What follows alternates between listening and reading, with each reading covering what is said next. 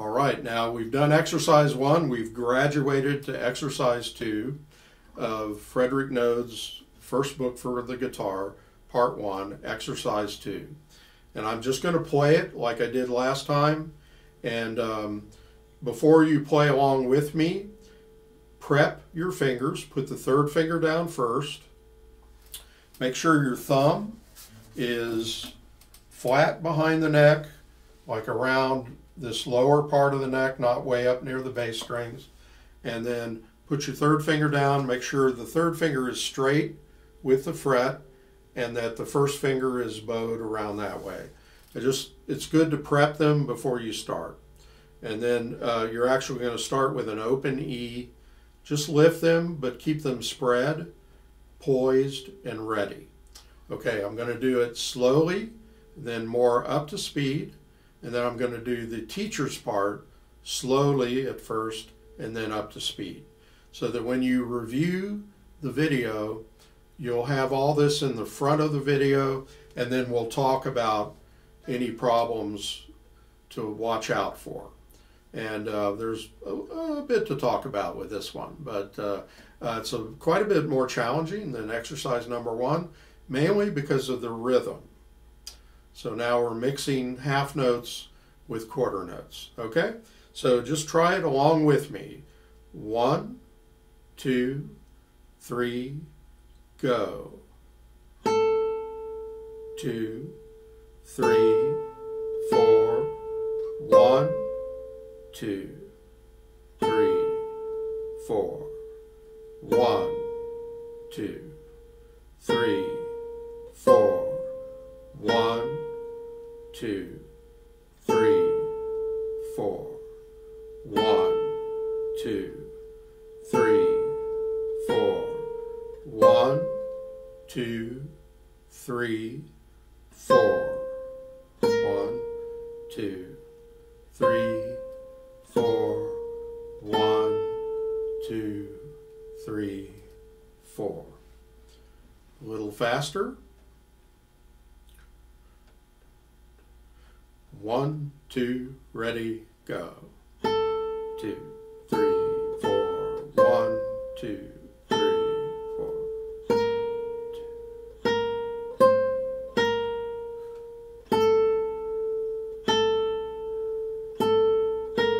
1, 2, 3, 4. 1, 2, 3, 4. Okay. All right, now the teacher's part slowly. 1, 2, ready, go.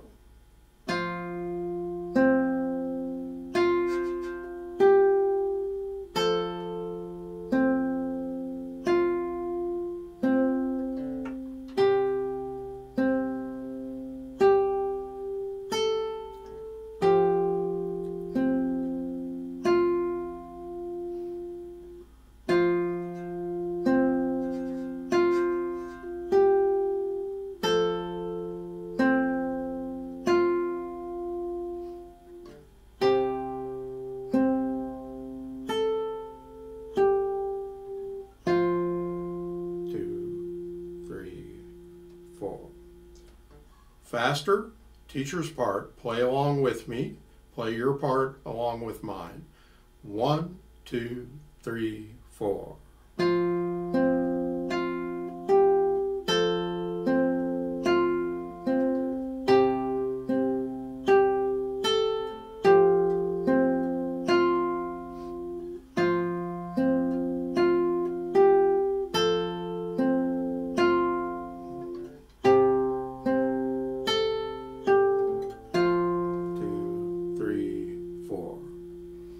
Okay, now with this one, again, we're mixing half notes and quarter notes.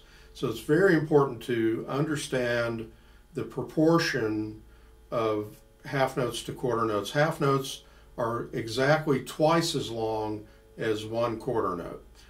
Or you could think of like there's 2 quarter note counts within one half note. And that's probably the best way to think about it.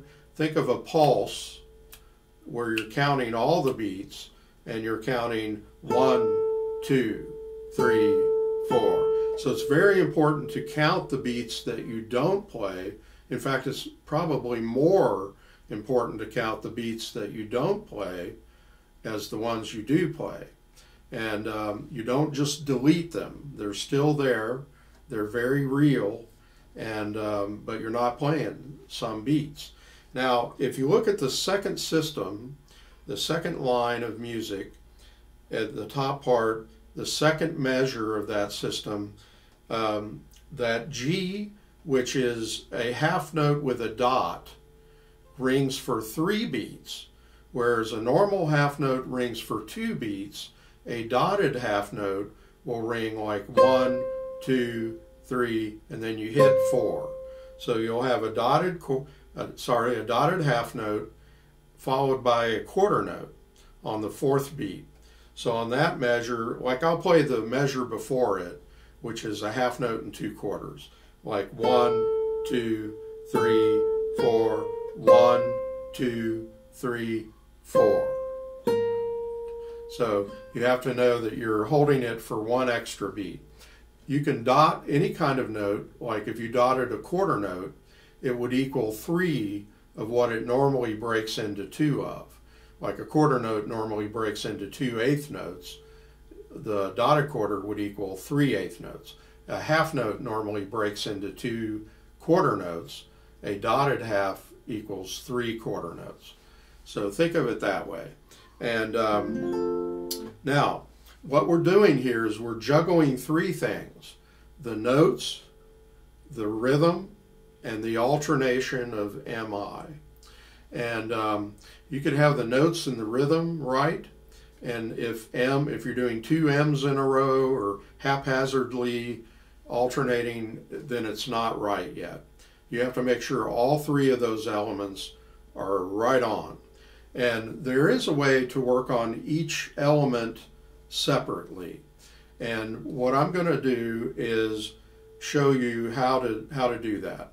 To work on the notes, if you're not quite up on the names of the notes, and it's very important really that you, as we learn this vocabulary of notes, and here we're only doing 3 notes, E, F, and G, it's very important that you know the names of the notes, as well as knowing where they are on the music staff and where they are on the guitar. Because it's possible to know that this note is the top line of the music staff and it's the 1st fret of the guitar. It's possible to know those 2 things and not know that it's an F. But you need to know the names of the notes, because these 3 notes, E, F, and G, you're going to be playing them on different strings. Like if you go to the 5th fret, it's the 5th, 6th, and 8th frets of the 2nd string, same notes. And they're going to be written in the same lines and spaces on the music staff, but eventually you'll be playing them up higher on the neck.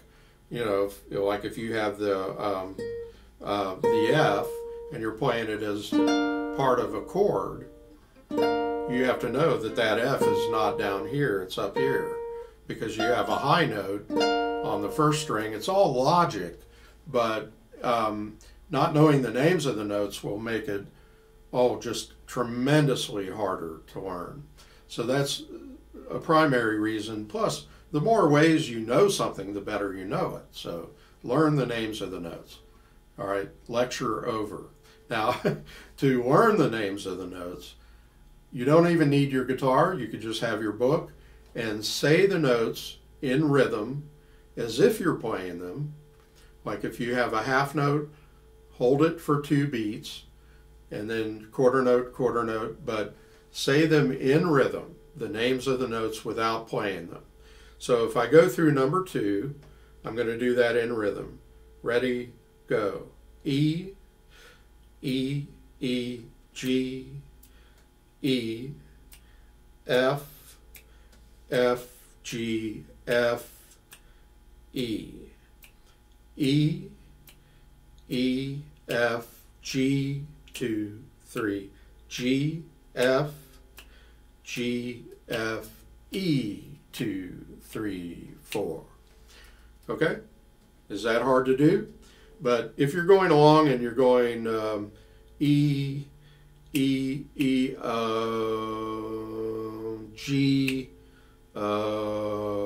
E, wait a minute, F, then you don't know. If you can't say them in keep a beat while you're saying them in rhythm, then you don't quite know the names of the notes as well as you need to.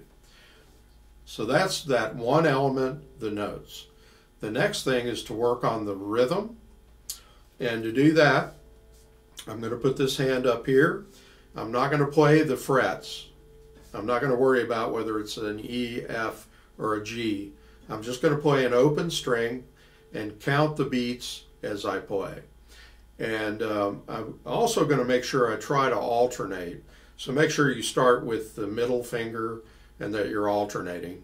But we're not really focusing on that. We're focusing on the count. Okay? Ready, go. 1, 2, 3, 4. 1, 2, 3, 4. 1, 2, 3, 4. 1, 2, 3, 4. Next line. 1, 2, 3, 4. 1, 2, 3, 4. 1, 2, 3, 4. 1, 2, 3, 4. Okay? So we're just thinking about the rhythm. And that's all we're thinking about. So that's the second element. And then the third element is the alternating.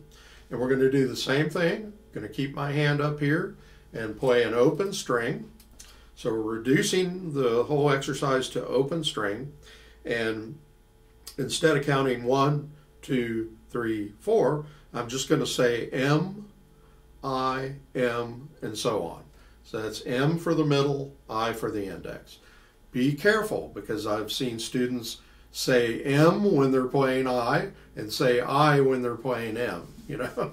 So you make sure you're really doing what you're saying. You know, do what you say, you know, right? Or however they say. Do what I say, don't do as I do. Anyway, so we're starting out together, all right? Ready, go. M, I, M, I. Keep the right rhythm. M, I, M, I, M, I. M, I, M, I. 2, 3. M, I, M, I, M. Okay. Now, another thing you can do is to do smaller sections of the exercise, like if you just worked on the first 2 measures. Now, I've found that a lot of students they're shocked by the first note of the second measure being a G. You know, they're playing E 3 times, and then suddenly, oh, wait a minute, you know, and then they'll play G, but play it with the middle finger instead of the index finger. Make sure you're juggling all those 3 things.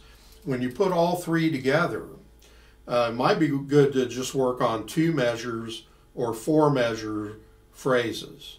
And like if you did the first 2 measure phrase, you'd be going,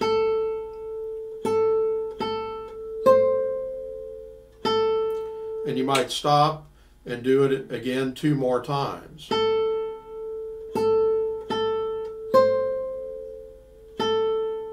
Okay?